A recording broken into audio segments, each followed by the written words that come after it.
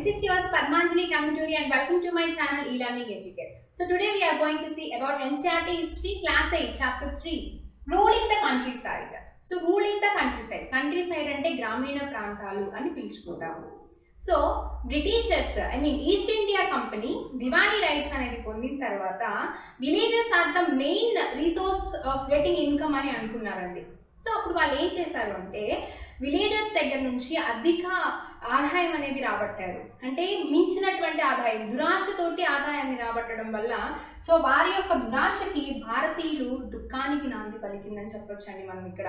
So వాళ్ళంత దురాశగా high amount of tax అనేది collect చేయడం వల్ల వాళ్ళు తీసుకొచ్చినటువంటి మెథడ్స్ ద్వారా భారతీయులు ఎన్నో ప్రాబ్లమ్స్ ఫేస్ చేశారు. Mainly farmers and artisans and ఇతర వృత్తులు వాళ్ళందరూ కూడా. సో అది ఈ చాప్టర్లో మనం చూస్తాం. So this is the theme. So let me see.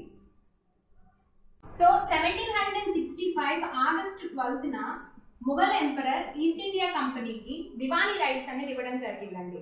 So Mughal emperor appointed East India Company as a diwan of Bengal. మొట్టమొదటిసారిగా ఈస్ట్ ఇండియా కంపెనీ అనేది దివానీ రైట్స్ పొందినప్పుడు ఆ బెంగాల్ యొక్క గవర్నర్ ఎవరు అంటే రాబర్ట్ క్లైవ్ అండి. సో ఆ బెంగాల్ యొక్క గవర్నర్ ఎవరు అంటే Robert Clive. Okay, Robert Clive అనేది బెంగాల్ గవర్నర్గా ఉన్నప్పుడు దివానీ రైట్స్ అనేది పొందింది ఈస్ట్ ఇండియా కంపెనీ. ఈ ఈవెంట్ ఎప్పుడు జరిగింది అంటే 1765 ఆగస్టు 12న జరిగింది. సో మనకి ఇక్కడ ఒక పిక్చర్ అనేది కనిపిస్తుందండి. సో మనం ఇక్కడ ఒక పిక్చర్ అనేది చూస్తున్నాం. అది బెంగాల్ యొక్క గవర్నర్ అయినటువంటి, సో ఆ టైంలో బెంగాల్ యొక్క గవర్నర్ అయినటువంటి రాబర్ట్ క్లైవ్ దివానీ రైట్స్ పొందుతున్నటువంటి దృశ్యం మనం ఇక్కడ చూస్తున్నదంతా కూడా. అయితే ఇక్కడ ఇంత పెద్ద మ్యాజెస్టికల్ ఈవెంట్ కనిపిస్తూ ఉంది, ఇంత చాలా గ్రాండ్గా, సో ఒక మ్యాజెస్టిక్ ఈవెంట్ లాగా కనిపిస్తుంది. కానీ నిజానికి ఇక్కడ జరిగినటువంటి దివానీ రైట్స్ పొందినటువంటి దృశ్యం అనేది అంత గ్రాండ్గా జరగలేదండి.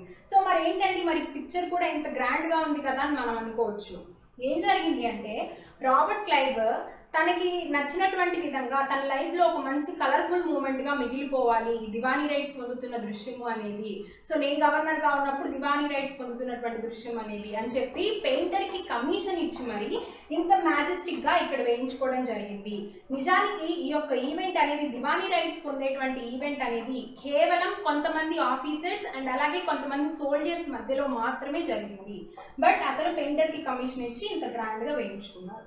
సో ఏదైతే ఏమి రాబర్ట్ క్లైవ్ బెంగాల్కి గవర్నర్గా ఉన్నప్పుడు ఈస్ట్ ఇండియా కంపెనీ అనేది దివానీ రైట్స్ పొందింది. అండ్ అలాగే బెంగాల్తో పాటుగా ఒరిస్సాకి, బీహార్కి కూడా దివానీ రైట్స్ అనేది ఇవ్వడం జరిగిందండి. So then it is okay, fine. దివానీ రైట్స్ అని మనం ఇందాక నుంచి చాలాసార్లు స్ట్రెస్ చేసి చెప్పుకుంటున్నాం. So what is mean by దివాన్? సో మనం ఇంట్లో యూజ్ చేసేటువంటి దివాన్ కార్డ్ గుర్తొస్తుంది ఫస్ట్ దివాన్ అని చూడగానే. బట్ దివాన్ అంటే ఏంటంటే చీఫ్ ఫినాన్షియల్ అడ్మినిస్ట్రేటర్. సో దివాన్ is nothing but chief financial administrator. అంటే ఆ రాజ్యానికి, ఆ స్టేట్కి సంబంధించినటువంటి ఆర్థిక పరమైన ప్రతి బాధ్యత కూడా ఈ దివానే వర్తిస్తాడండి. సో ఇప్పుడు బెంగాల్కి దివాన్ ఈస్ట్ ఇండియా కంపెనీ. అప్పుడు ఏం చేయాలి, బెంగాల్కి సంబంధించినటువంటి ఆర్థిక పరమైన ప్రతి బాధ్యత, ప్రతి రెస్పాన్సిబిలిటీ కూడా ఈ దివానీ పొజిషన్లో ఉన్నటువంటి వారు చూస్తారు. అంటే ఇప్పుడు ఎవరు చూడాలి, ఈస్ట్ ఇండియా కంపెనీ. మరి ఈస్ట్ ఇండియా కంపెనీ ఆ రెస్పాన్సిబిలిటీస్ అన్నీ కూడా వర్తించిందా? Not at all. So instead of playing this responsibilities, instead of playing this chief financial అడ్మినిస్ట్రేటర్గా మారిందండి. సో చీఫ్ ఫినాన్షియల్ అడ్మినిస్ట్రేటర్ అని చెప్పడం కంటే చీఫ్ ఫినాన్షియల్ అడ్మినిస్ట్రేటర్ అని చెప్పచ్చు, అంత దారుణంగా వ్యవహరించారు. సో ఏం చేశారు అంటే East India Company seen themselves primarily as a traders only. So వారిని కేవలం ట్రేడర్స్గా మాత్రమే గుర్తుంచుకుంది. కానీ సో ఈ పొజిషన్, ఈ దివాన్ అనేటువంటి పొజిషన్ ఎప్పుడో మర్చిపోయింది అని చెప్పొచ్చు. ఈ దివాన్ అనేటువంటి పొజిషన్ని యూజ్ చేసుకొని వాళ్ళు ట్రేడర్స్గా వాళ్ళ యొక్క బిజినెస్ని ప్రాఫిట్లోకి తెచ్చుకోవడానికి ఉపయోగించారు ఈ దివాన్ అనేటువంటి రైట్స్ని. సో అసలు ఏం చేశారు అంటే హై అమౌంట్ ఆఫ్ రెవెన్యూ అనేది కలెక్ట్ చేశారండి. సో ఫస్ట్ పాయింట్, వాళ్ళు 3 ఎయిమ్స్లో ఫస్ట్ ఏం ఏంటంటే హై అమౌంట్ ఆఫ్ రెవెన్యూ అనేది కలెక్ట్ చేశారు. So okay, high amount of revenue collect చేశారు. ఎంత హై అమౌంట్ ఆఫ్ రెవెన్యూ అంటే ఈస్ట్ ఇండియా కంపెనీకి అయ్యేటువంటి ఖర్చు మొత్తం కూడా, ఈస్ట్ ఇండియా కంపెనీకి యూజ్ చేసేటువంటి సోల్జర్స్ ఖర్చు అండ్ అలాగే ఈ యొక్క ఆఫీషియల్స్కి శాలరీస్ కావచ్చు, ఇంపోర్ట్స్ నుంచి వచ్చేటువంటి ఇప్పుడు ఎక్స్పోర్ట్స్ కానీ వాట్ ఎవర్ ఇట్ మేబీ, ఆ ఖర్చు మొత్తాన్ని కూడా, ఆ ఖర్చు కన్నా కూడా ఈ రెవెన్యూ అనేది అంత ఎక్కువ కలెక్ట్ చేశారు. అంటే ఈస్ట్ ఇండియా కంపెనీ ఎక్స్పెన్సెస్కి మించి ఆదాయం అనేది రాబట్టాలి అనుకున్నారు. సో సింపుల్గా చెప్పాలి అంటే ఈస్ట్ ఇండియా కంపెనీ ఎక్స్పెన్సెస్కి మించి లేదా ఈక్వల్గా రెవెన్యూ అనేది రాబట్టాలి అనుకున్నారండి త్రూ దివానీ రైట్ ద్వారా. So second point what they అంటే వాళ్ళ యొక్క ఎయిమ్ ఏంటి, local power need to be controlled. So జనరల్గా లోకల్లో విలేజ్ హెడ్ మ్యాన్ కావచ్చు, జమీందార్స్ కావచ్చు, తాలూక్దార్స్ కావచ్చు, సో వాళ్ళు ఏదైతే ఒక లోకల్గా పవర్లో ఉన్నటువంటి వారందరినీ కూడా కంట్రోల్లోకి తెచ్చుకోవాలి అనుకున్నారు. అంటే మంచిగానే, సో మంచిగా ఒక పప్పెట్ లాగా ఒక మచ్చిక చేసుకొని వారందరినీ కూడా కంట్రోల్లోకి తెచ్చుకోవాలి అని వాళ్ళు అనుకోవడం జరిగింది. సో దానికి సన్నద్ధాలు కూడా సిద్ధం చేసుకున్నారు. అండ్ థర్డ్ ఎయిమ్ అంటే మనం ఆల్రెడీ మనం అందరం డిస్కస్ చేసుకున్నాం ప్రీవియస్ చాప్టర్లో, buy cheap and sell dearer. So వాళ్ళకి కావాల్సినటువంటి ప్రొడక్ట్స్ చాలా చీప్కి కొనుక్కునే వాళ్ళు అండ్ అలాగే వాళ్ళకి నచ్చినటువంటి రేట్ నచ్చినటువంటి విధంగా అమ్ముకోవడం జరిగింది. సో వీటన్నిటిలో కూడా they main effort was to increase the revenue అండి. రెవెన్యూని వీలైనంత రెవెన్యూ అనేది రాబట్టడం, వీలైనంత రెవెన్యూ అనేది కలెక్ట్ చేయడం, అధిక మొత్తంలో రెవెన్యూ అనేది కలెక్ట్ చేయడం అండ్ అలాగే as cheap as possible products అన్నీ కూడా కొనడం. మెయిన్గా కాటన్, సిల్క్ వాటన్నిటిని కూడా చాలా చీప్గా ఇక్కడ కొని డిమాండ్ ఉన్న ప్లేస్లో అమ్మేవారు, అంటే లైక్ యూరోప్. సో ఆ విధంగా వాళ్ళు అమ్ముకోవడం జరిగింది. అయితే ఇంత చీప్గా అనేది వాళ్ళు కొనడం వల్ల, ఇంత హై రెవెన్యూ అనేది కలెక్ట్ చేయడం వల్ల ఫార్మర్స్, ఆర్టిషన్స్ చాలా చాలా చాలా ఇబ్బందులు పాలవాల్సి వచ్చింది. ఎలా అంటే ఒక ఎగ్జాంపుల్తో మీకు వివరిస్తాను. Let me explain it with you as an example. So ఒక ఫార్మర్ ఉన్నారండి, ఒక ఫార్మర్ 1000 రూపాయలు పెట్టుబడి పెట్టారు ఒక పంట పైన. సో ఒక ఫార్మర్ ఒక పంట పైన 1000 రూపాయలు పెట్టుబడి పెట్టారు. ఫైనల్గా ఆ ప్రోడక్ట్ అనేది మార్కెట్లో అమ్ముకుంటే అతనికి 5000 రూపాయలు వస్తుందండి. సో అతనికి 5000 రూపాయలు వస్తుంది. అంటే అతని పెట్టుబడి పోగా అతనికి మిగిలినటువంటి అమౌంట్ ఎంత, 4000 రూపాయలు అతనికి మిగిలినటువంటి ప్రాఫిట్. అయితే ఇక్కడ ఈస్ట్ ఇండియా కంపెనీలో ఉన్నటువంటి ఆ కంపెనీ అఫీషియల్స్ ఏం చేస్తున్నారు అంటే ఈ 5000 రూపాయలు ఖరీదు చేసేటువంటి ప్రోడక్ట్ని కేవలం 2000 రూపాయలకు మాత్రమే కొంటున్నారండి. సో 5000 రూపాయలు ఖరీదు చేసేటువంటి ప్రోడక్ట్ని 2000 రూపాయలకు మాత్రమే పర్చేస్ చేస్తున్నారు ఈస్ట్ ఇండియా కంపెనీ వారు. సో ఆ 1000 రూపాయలు పెట్టుబడి పోగా రైతుకు మిగిలేటువంటి ఆదాయం ఎంత, ఇక్కడ 1000 రూపాయలు మాత్రమే. సో మార్కెట్లో అమ్ముకుంటే 4000 మిగులుతుంది. ఈస్ట్ ఇండియా కంపెనీ వాడు 2000 రూపాయలకి పర్చేస్ చేస్తున్నాడు, 1000 రూపాయలే మిగులుతుంది. ఆ 1000 రూపాయలు ఆ 1000 రూపీస్లో కూడా ట్యాక్స్ అనేది కలెక్ట్ చేస్తున్నాడండి దివానీ రైట్ రూపేణ. సో ఈస్ట్ ఇండియా కంపెనీ వాళ్ళు అది కూడా ట్యాక్స్ ఎంత, అధిక మొత్తంలో ట్యాక్స్ అనేది కలెక్ట్ చేస్తూ ఉన్నాడు. సో మరి రైతు ఫ్యామిలీని ఏం పోషించుకోవాలి, నెక్స్ట్ పంటకి ఏం పెట్టుబడి పెట్టాలి అండ్ అలాగే ఆల్రెడీ పెట్టుబడి పెట్టినటువంటిది లోన్ తీసుకొచ్చారా, లోన్ ఎక్కడ కట్టాలి, సో లోన్ ఎక్కడి నుంచి తీసుకొచ్చి కట్టాలి. దీన్ని బట్టి మనం అర్థం చేసుకోవచ్చు రైతులు ఎంత క్రైసిస్ అంటే ఎంత ఎకానమికల్ క్రైసిస్ వచ్చింది, ఆర్థిక పరంగా ఎంత క్షీణత మొదలైంది అని మనం అర్థం చేసుకోవచ్చు. ఫార్మర్స్కి అండ్ ఆర్టిషన్స్కి కూడా సేమ్ ఇలాంటి పొజిషనే వచ్చింది అండి. సో కాటన్, సిల్క్ లేదంటే వారు నేసినటువంటి ఏదైనా చీర కావచ్చు, సో వాటన్నిటిని కూడా చాలా తక్కువకి కొనడం వల్ల వాళ్ళందరూ కూడా ఉండలేక విలేజెస్ అన్నీ కూడా వదిలి వెళ్ళేటువంటి పరిస్థితి వచ్చింది. సో ఫైనల్గా ఇలా జరుగుతున్నటువంటి దృశ్యాన వీళ్ళు ఇట్లా స్టార్ట్ చేసినటువంటి 5 ఇయర్స్కి బెంగాల్లో ఈస్ట్ ఇండియా కంపెనీ వాళ్ళు కొనేటువంటి ప్రొడక్ట్స్ అన్నీ కూడా డబుల్ అయ్యాయండి. సో ప్రొడక్ట్స్ అన్నీ కూడా డబుల్ అయ్యాయి. బట్ ఏం చేస్తారు, ప్రొడక్ట్స్ అన్నీ డబుల్ అయినా కూడా అంటే ఈ యొక్క వస్తువుల ధర అనేది పెరిగినా కూడా హై అమౌంట్ ఆఫ్ రెవెన్యూ అనేది కలెక్ట్ చేస్తున్నాడు. ఒకవేళ 1000 రూపాయల బదులు 3000 రూపాయల ఆదాయం వచ్చిన రైతుకి 2500 రూపాయలు ట్యాక్స్ అనేది కలెక్ట్ చేస్తూ ఉన్నాడు. సో ఏ విధంగా కూడా ఈస్ట్ ఇండియా కంపెనీ వాళ్ళకే లాభం వస్తుంది తప్పించి ఫార్మర్, ఆర్టిషన్ నష్టపోతూ ఉన్నారండి. సో దీనివల్ల హ్యూజ్ ఎకానమికల్ క్రైసిస్ వచ్చింది. ఫైనల్గా ఆర్టిషన్స్, ఫార్మర్స్ యొక్క అగ్రికల్చర్ వ్యవస్థ ఇదంతా కూడా డిక్లైన్ అయ్యేటువంటి పరిస్థితి వచ్చింది. ఇది ఇలా ఉండగా 1770లో ఒక టెరిబుల్ ఫెమైన్ అనేది సంభవించిందండి. సో ఆ టెరిబుల్ ఫెమైన్ ఒక ఘోరమైన కరువు అనేది సంభవించింది. అప్పుడు దాదాపుగా బెంగాల్లో 10 మిలియన్ పీపుల్ వరకు కూడా మరణించారండి. 10 మిలియన్ల ప్రజలు మరణించారు. అందులో 1/3 ఆఫ్ ది పాపులేషన్ ఆకలి చావులతో మరణించారండి.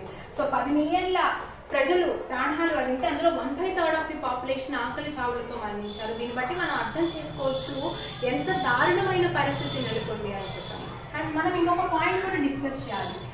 బ్రిటిషర్స్ 1865 కన్నా ముందు కూడా వాళ్ళు బ్రిటన్ నుంచి గోల్డ్ అండ్ సిల్వర్ని ఇంపోర్ట్ చేసుకునేవారు. గోల్డ్ అండ్ సిల్వర్ని ఇంపోర్ట్ చేసుకొని ఆ గోల్డ్ అండ్ సిల్వర్ తోటి మన ఇండియాలో గూడ్స్ అనేది పర్చేస్ చేసేవారు. బట్ 1865 తర్వాత ఎప్పుడైతే దివాన్ అయిన తర్వాత కొంచెం సెటిల్ అయ్యాక ఈ 1865 తర్వాత ఈ బ్రిటన్ నుంచి గోల్డ్ అండ్ సిల్వర్ తెచ్చుకుంటారు కదా, అది కంప్లీట్గా ఇంపోర్ట్ అనేది కంప్లీట్గా స్టాప్ చేసేసారు. సో మరి ఏ విధంగా కొన్నారు అంటే వాళ్ళకి వచ్చినటువంటి దివానీ రైట్స్ ద్వారా రెవెన్యూ కలెక్ట్ చేస్తారు కదా, ఆ రెవెన్యూ అనేది కంపెనీ ఎక్స్పెన్సెస్కే కాకుండా కంపెనీ అడ్మినిస్ట్రేషన్కే కాకుండా మనం కట్టినటువంటి రెవెన్యూ ద్వారానే మన దగ్గర ప్రొడక్ట్స్ కొన్నారు, ఈ ఇంపోర్ట్ అనేది ఆపేసి. సో వాళ్ళు ఫైనల్గా ఏం చెప్పొచ్చు అంటే ఒక దివానీ రెస్పాన్సిబిలిటీ, ఒక ఫినాన్షియల్ అడ్మినిస్ట్రేటర్ అని చెప్పొచ్చు. ఫినాన్షియల్ అడ్మినిస్ట్రేటర్ దేనికి? కేవలం ఈస్ట్ ఇండియా కంపెనీకి మాత్రమే. సో వారిని బెంగాల్కి ఫినాన్షియల్ అడ్మినిస్ట్రేటర్గా వాళ్ళకి బాధ్యత వహిస్తే వాళ్ళు కేవలం ఈస్ట్ ఇండియా కంపెనీకి ఫినాన్షియల్ అడ్మినిస్ట్రేటర్గా మాత్రమే చూసుకున్నారు. ఏంటి? దివానీ అనేటువంటి పొజిషన్ను ఉపయోగించుకొని. సో దానివల్ల ప్రజలు చాలా ఇబ్బందులకు గురయ్యారు, హై అమౌంట్ ఆఫ్ రెవెన్యూ అనేది కలెక్ట్ చేయడం వల్ల. ఆర్థిక వ్యవస్థ అనేది ఏదైతే ఉందో పడిపోయిందండి. నీకు మరి large amount of revenue income అనేది రాదు కదా. ఇప్పుడు ఎవరి నుంచి కలెక్ట్ చేస్తావు? చాలా మంది ప్రజలు మరణించారు, కొంతమంది విలేజెస్ వదిలి వలస వెళ్ళిపోయారు ఏదో ఒక బ్రతుకు తెరువు చూసుకోవడం కోసం. ఇప్పుడు ఒక రైతు పంట పండించేటువంటి భూభాగం ఉంటేనే కదా ఆ భూభాగం పైన శిస్తు వేసి ట్యాక్స్ కలెక్ట్ చేస్తున్నావు. ఒక రైతు ఆ భూభాగాన్ని వాడకపోతే, ఆ భూభాగంలో పంట పండించకపోతే నువ్వు ట్యాక్స్ ఎలా కలెక్ట్ చేస్తావు?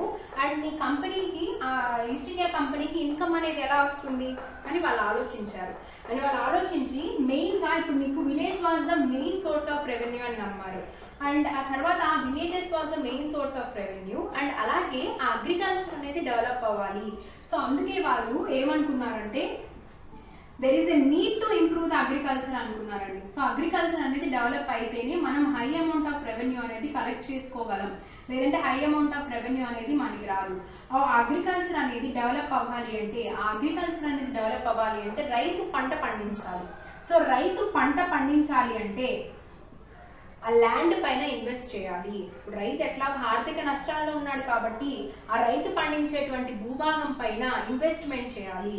So there is a need to investment on land. So ఆ ల్యాండ్ ఇన్వెస్ట్ చేయడానికి వాళ్ళు చేశారా అండి? వాళ్ళు చేయలేదండి, ఒక వేరే కొత్త సిస్టమ్ని తీసుకొచ్చారు. సో ఆ ల్యాండ్ అనేది ఇన్వెస్ట్ చేయాలి, ల్యాండ్ పైన ఇన్వెస్ట్ చేయాలి.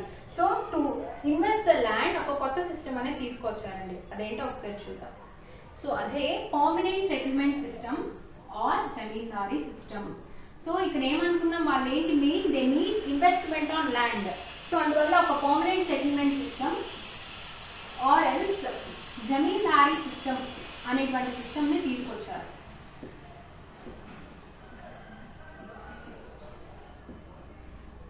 అయితే ఒక ప్రాసెస్ ఏంటి అసలు ఈ zamindari system or else permanent settlement సిస్టంలో ప్రాసెస్ ఏంటి అంటే ఫార్మర్స్ ఎవరైతే ఉన్నారో ఈ డిఫరెంట్ కైండ్ ఆఫ్ ఫార్మర్స్ అందరూ వెళ్ళి జమీందార్కి డబ్బు కడతారండి. జమీందార్ ఆ డబ్బును తీసుకొని వెళ్ళి ఈస్ట్ ఇండియా కంపెనీకి ఇవ్వడం జరుగుతుంది. సో ఈ జమీందార్ ఏం ప్లేస్ ఇక్కడ ఏంటి మీడియేటర్ రోల్ అనేది ప్లే చేశారు. ఓకే, ఇన్వెస్ట్మెంట్ ఆన్ ల్యాండ్ అన్నాం కదా, అంటే వాళ్ళు ఏంటి అగ్రికల్చర్ ఇంప్రూవ్ చేయాలంటే ల్యాండ్ ఇన్వెస్ట్ చేయాలి అన్నాం కదా. మరి ఈ సిస్టమ్ ఏంటి, ఇక్కడ ఎవరు ల్యాండ్ ఇన్వెస్ట్ చేస్తారు అంటే జమీందార్స్ ఇన్వెస్ట్ చేస్తారండి. జమీందార్స్ ఇన్వెస్ట్ చేస్తారు అని వాళ్ళు నమ్మారు, బ్రిటిషర్స్ నమ్మారు. అసలు ఈ జమీందార్స్ ఎవరు అంటే ఆయా ప్రాంతాలకి సంబంధించినటువంటి రాజాస్ ఆర్ ఎల్స్ తాలూక్దార్స్ని అపాయింట్ చేసుకున్నారు జమీందార్స్గా. అండ్ అలాగే ఈ జమీందార్స్ని ఎందుకు అపాయింట్ చేసుకున్నారు అంటే దీన్ని investment of land. So land పైన జమీందార్స్ ఇన్వెస్ట్ చేస్తారు అని బ్రిటిషర్స్ నమ్మి జమీందార్స్ని మీడియేటర్గా పెట్టారు. అంతేకాకుండా లోకల్గా పవర్ కూడా కంట్రోల్ చేసుకోవచ్చు అని అనుకున్నాం. మరి జమీందార్స్కి బెనిఫిట్ ఏంటి? మరి ఇక్కడ జమీందార్స్కి బెనిఫిట్ ఏంటి అంటే ఇప్పుడు ఒకవేళ జమీందార్స్ ఇన్వెస్ట్ చేస్తారు కదా ల్యాండ్ పైన, సో ల్యాండ్ పైన జమీందార్స్ ఎలాగో ఇన్వెస్ట్ చేస్తారు కదా, వాళ్ళే అనుకున్నారు అనమాట. ఆ ఇన్వెస్ట్ చేసినప్పుడు లార్జ్ ప్రొడక్షన్ అనేది వస్తుంది. సో ప్రొడక్షన్ అనేది ఇంక్రీజ్ అవుతుంది. సో ఆ ఇంక్రీజ్ అనేటువంటి ప్రొడక్షన్లో ఎంతో కొంత రెవెన్యూ ప్రాఫిట్గా వీళ్ళు తీసుకుంటారు. అంటే సింపుల్గా చెప్పాలి అంటే 100 రూపాయలు అనేది ఈస్ట్ ఇండియా కంపెనీ రెవెన్యూ విధించింది. 130 రూపాయలు జమీందార్స్ కలెక్ట్ చేసుకుంటారు. కలెక్ట్ చేసుకొని 100 రూపాయలు ఈస్ట్ ఇండియా కంపెనీకి ఇస్తారు. అంటే 30 రూపాయలు ప్రాఫిట్ అనేది వీళ్ళు పొందుతారు కదా ఇంక్రీజింగ్ ప్రొడక్షన్ నుంచి అని అనుకున్నారు. అంతేకాకుండా ఎందుకు ఇక్కడ మనం జమీందారీ సిస్టమ్ అని కాకుండా పర్మనెంట్ సెటిల్మెంట్ సిస్టమ్ అని కూడా అనుకున్నాము అంటే the revenue or the amount to be paid was fixed permanently. So ఒకసారి 100 రూపాయలు అనేది పెట్టారు అంటే అది ఇంకా పెంచరండి, కేవలం 100 రూపాయలు మాత్రమే ఉంటుంది, ఫిక్స్డ్ అమౌంట్ అనమాట. సో అందువల్ల అది పర్మనెంట్ సెటిల్మెంట్ సిస్టమ్ అని అన్నారు. అయితే ఇక్కడ ఏంటి ప్రాబ్లం ఏంటి మరి ఇక్కడ ఓకే హ్యాపీగానే ఉంది కదా బాగుంది కదా అని చెప్పేసి మనం అనుకోవచ్చు. బట్ ఇక్కడ ప్రాబ్లం ఏంటి అంటే ఏదైతే వాళ్ళు మెయిన్ పాయింట్ వాళ్ళు ఏమనుకున్నారంటే they need investment on land, అదే జరగలేదండి. జమీందార్స్ ల్యాండ్ పైన ఇన్వెస్ట్ చేయలేదు. ఎందుకు ఇన్వెస్ట్ చేయలేదు? జమీందార్స్కి ఇప్పుడు చెప్పినటువంటి రెవెన్యూ కలెక్ట్ చేయడమే చాలా డిఫికల్టీ అయిపోయిందండి. అంటే అంత ఎక్కువ రెవెన్యూ అనేది పెట్టారు. So okay the amount to be paid was fixed, okay the amount ఏదైతే ఉందో that to be paid was fixed, okay but ఆ ఫిక్స్ చేసినటువంటి రెవెన్యూ హై. సో ఆ ఫిక్స్ చేసినటువంటి రెవెన్యూ ఎంత హై రెవెన్యూ, అది జమీందార్స్ ఫార్మర్స్ నుంచి కలెక్ట్ చేయడానికి చాలా డిఫికల్టీస్ ఫేస్ చేశారు. కలెక్ట్ చేయలేని వాళ్ళు వాళ్ళ జమీందారీ రైట్స్ని పోగొట్టుకున్నారు. అండ్ ఆ జమీందారీ రైట్స్ని పోగొట్టుకున్నటువంటి భూములు ఏవైతే ఉన్నాయో అవి ఆక్షన్ ద్వారా వేలంపాట పాడుకున్న వాళ్ళందరికీ కూడా వేలంపాట వేరే వాళ్ళు ఎవరైతే పాడుకుంటారో వారికి మళ్ళీ ఆ జమీందారీ రైట్స్ ఇవ్వడం జరిగింది. సో మొత్తానికి ఇలా ప్రాబ్లమ్స్ ఫేస్ చేస్తూ వచ్చారు. 19th century first decade of the 19th century వచ్చేసరికి కాస్త అగ్రికల్చర్ అనేది ఎక్స్పాండ్ అయిందండి. సో అగ్రికల్చర్ వ్యవస్థ అనేది మెల్లమెల్లగా ఇంప్రూవ్ అవుతూ వచ్చింది. అండ్ ఆ తర్వాత ఇక్కడ ఏంటి అంటే ఇంప్రూవ్ అవుతూ వచ్చినప్పుడు జమీందార్స్ హై ప్రాఫిట్ పొందారు అండి. సో ఒకసారి నేను మీకు క్లియర్గా ఎక్స్ప్లెయిన్ చేస్తాను. ఇప్పుడు అగ్రికల్చర్ పైన ఈ సిస్టమ్ అనేది స్టార్ట్ చేసినప్పుడు కొత్తలో అంటే ఆర్థిక వ్యవస్థ అనేది అంత మెరుగ్గా లేనప్పుడు ఫస్ట్లో స్టార్టింగ్లో ఫార్మర్కి 200 రూపాయల వరకు వచ్చేదండి. అందులో జమీందార్ 130 రూపాయల వరకు కలెక్ట్ చేసేవాడు. అండ్ అలాగే ఈస్ట్ ఇండియా కంపెనీకి 100 రూపీస్ ఇచ్చేవాడు. సో ఇక్కడ జమీందార్ యొక్క ప్రాఫిట్ ఎంత 30 రూపీస్. అదే 19th సెంచరీలో first decade of the 19th సెంచరీలో అగ్రికల్చర్ ఎక్స్పాండ్ అయినప్పుడు ఫార్మర్కి వచ్చినటువంటి అమౌంట్ ఎంత 400 అండి. సో ఎప్పట్లానే 130 కలెక్ట్ చేశాడా? లేదండి, 230 రూపీస్ కలెక్ట్ చేశాడు. సో 230 రూపీస్ అనేది కలెక్ట్ చేయడం స్టార్ట్ చేశాడు. బట్ ఇక్కడ బ్రిటిష్ వాళ్ళకి ఈస్ట్ ఇండియా కంపెనీ వారికి 100 రూపీసే ఇచ్చారు. ఎందువల్ల? The amount to be paid was fixed permanently. వాళ్ళకి ఒక రెగ్యులర్ ఫ్లో ఆఫ్ రెవెన్యూనే వస్తుంది, that to be fixed amount, permanent fixed amount, that is 100 rupees ఇచ్చారు. మరి ఇక్కడ జమీందార్ ఎంత ప్రాఫిట్ అనేది పొందుతున్నాడు? 130 రూపీస్ అనేది ప్రాఫిట్ పొందుతున్నాడు. అండ్ అలాగే ఫార్మర్ కేవలం 70 రూపీస్ మాత్రమే. కష్టపడి చెమటోడ్చి పండించిన వారేమో 70 రూపాయలు వస్తుంటే డబుల్ ఇన్కమ్ వస్తుందండి ఆల్మోస్ట్ జమీందార్కి, జస్ట్ కలెక్ట్ చేసినందుకు మాత్రమే. సో ఇక్కడ ఎవరు ఎక్కువ ప్రాఫిట్ పొందారు? జమీందార్ పొందాడు. అండ్ అలాగే వాళ్ళ రెగ్యులర్ ఫ్లో ఆఫ్ రెవెన్యూ అనేది ఈస్ట్ ఇండియా కంపెనీ వాళ్ళకి వస్తుంది 100 రూపీస్. పండించిన వారికి మాత్రం 70 రూపీస్ మాత్రమే ప్రాఫిట్ వస్తుంది. సో దీన్ని బట్టి ఆలోచిస్తే ఇది ఎవరి కోసం పెట్టారు? ఫార్మర్స్ అంటే నిజంగా ఫార్మర్స్ కోసం అని మనం చెప్పలేం కదా. ఆర్థిక వ్యవస్థ మెరుగుపడాలంటే రైతు పంట పండించాలంటే ల్యాండ్ పైన ఇన్వెస్ట్మెంట్ ఉండాలి అనేటువంటి ఆ యొక్క పాయింట్ తోటి జమీందార్స్ని అప్పగించడం జరిగింది. జమీందార్స్ సరే ఎక్కువ ప్రాఫిట్ అనేది వచ్చింది. సో 130 రూపీస్ ఆఫ్ ప్రాఫిట్ వచ్చింది. అగ్రికల్చర్ అనేది ఎక్స్పాండ్ అవుతూ వచ్చింది. మరి వీళ్ళు ఈ యొక్క ఇప్పుడైనా ఇన్వెస్ట్ చేశారా అండి ల్యాండ్ పైన అంటే ఇన్వెస్ట్ చేసి ఉంటారనుకుంటున్నారా? నాట్ ఎట్ ఆల్, ఇన్వెస్ట్ చేయలేదండి. సో స్టార్టింగ్లో అంటే మొత్తం కలెక్ట్ చేయడానికి చాలా డిఫికల్టీస్ ఫేస్ చేశారు. కాబట్టి ఆర్థిక వ్యవస్థ అంటే ఈ యొక్క అగ్రికల్చరల్ వ్యవస్థ అనేది ఇంప్రూవ్ అవుతూ ఉంది కాబట్టి అప్పుడే డిఫికల్టీస్ ఉన్నాయనుకోవచ్చు. ఇప్పుడు ఫస్ట్ 19th సెంచరీలో first decade of the 19th సెంచరీలో హై ప్రాఫిట్స్ వస్తున్నాయిగా, 130 రూపీస్ నువ్వే పొందుతున్నావుగా. మరి ల్యాండ్ పైన ఇన్వెస్ట్ చేశాడా అంటే చేయలేదండి. ఎందుకంటే వేరియస్ రీజన్స్ ఉన్నాయి. కొంతమంది ఆల్రెడీ ఆ విధంగా ల్యాండ్స్ పైన ఇన్వెస్ట్ చేసి ల్యాండ్స్ పోగొట్టుకున్న వారు ఉన్నారు, అండ్ ఇంకొంతమంది చేస్తే వస్తుందో రాదో అనేటువంటి అపనమ్మకం గల వారు ఉన్నారు, అండ్ ఇంకొకళ్ళు చేస్తే వస్తుందో రాదో అవన్నీ పక్కన పెడితే అసలు ఈ టెన్షన్లన్నీ మనకెందుకు, హ్యాపీగా రెంట్ అంటే కౌలు అంటాం కదా, కౌలుకి ఇచ్చి మనం ఈ ప్రాఫిట్ అనేది కలెక్ట్ చేసుకొని హ్యాపీగా తినేసి కూర్చుందాం అని చెప్పేసి అనుకోవడం జరిగిందండి. సో ఈ విధంగా ఈస్ట్ ఇండియా కంపెనీ జమీందార్స్ ఈ విధంగా అనుకున్నారు. ఈస్ట్ ఇండియా కంపెనీ వాళ్ళు ఏమనుకున్నారు, జమీందార్స్ ఏమో 130 రూపీస్ ప్రాఫిట్ వస్తుంది, మనకి కేవలం 100 రూపీసే వస్తుంది, రెగ్యులర్ ఫ్లో ఆఫ్ రెవెన్యూ వచ్చినా కంటిన్యూస్గా 100 రూపీస్ వచ్చినా కూడా జమీందార్స్ కన్నా తక్కువ ప్రాఫిట్ అనేది వస్తుంది. ఇలా అయితే కంపెనీ ఎక్స్పెన్సెస్కి, కంపెనీ అడ్మినిస్ట్రేషన్కి చాలా ప్రాబ్లం అవుతుంది. సో ఇది చేంజ్ చేద్దామని చెప్పేసి అని కూడా అనుకున్నారు. అండ్ అదే కాకుండా ఇంకొక రీజన్ ఎందుకు జమీందారీ సిస్టమ్ కూడా తీసివేయడానికి కారణం అంటే ఫార్మర్స్ని అణిచివేసిందని చెప్పొచ్చు. ఇట్ వాస్ రియల్లీ అప్రెసివ్, అంతే కదా, వాళ్ళు అంత కష్టపడి వర్క్ చేసినా కూడా వారి సొంత ల్యాండ్స్ పైన వాళ్ళు ఇవ్వడానికి లేదు. అంటే జనరేషన్స్ వారీగా తరతరాలుగా అదే భూమిలో పంట పండిస్తున్నటువంటి రైతు ఒకవేళ ఆ అమౌంట్ రెంట్ అనేది పే చేయలేకపోతే వాళ్ళని పంపించి వేయడం జరుగుతుంది. సో దానివల్ల కూడా చాలా ప్రాబ్లమ్స్ అనేది తలెత్తాయి. సో అప్పుడు ఈ జమీందారీ సిస్టమ్ అనేది తీసివేసి ఒక న్యూ సిస్టమ్ అనేది తీసుకొచ్చారు, అది మహల్వారీ సిస్టమ్. అండ్ అలాగే సౌత్ సైడ్న రైతువారీ సిస్టమ్ అనేది తీసుకొచ్చారు. ఇవన్నీ కూడా నెక్స్ట్ పార్ట్ ఆఫ్ ది వీడియోలో చూద్దాం. So thank you friends. If you think it's useful, please do share and subscribe to my channel e-learning educare for more videos. Thank you.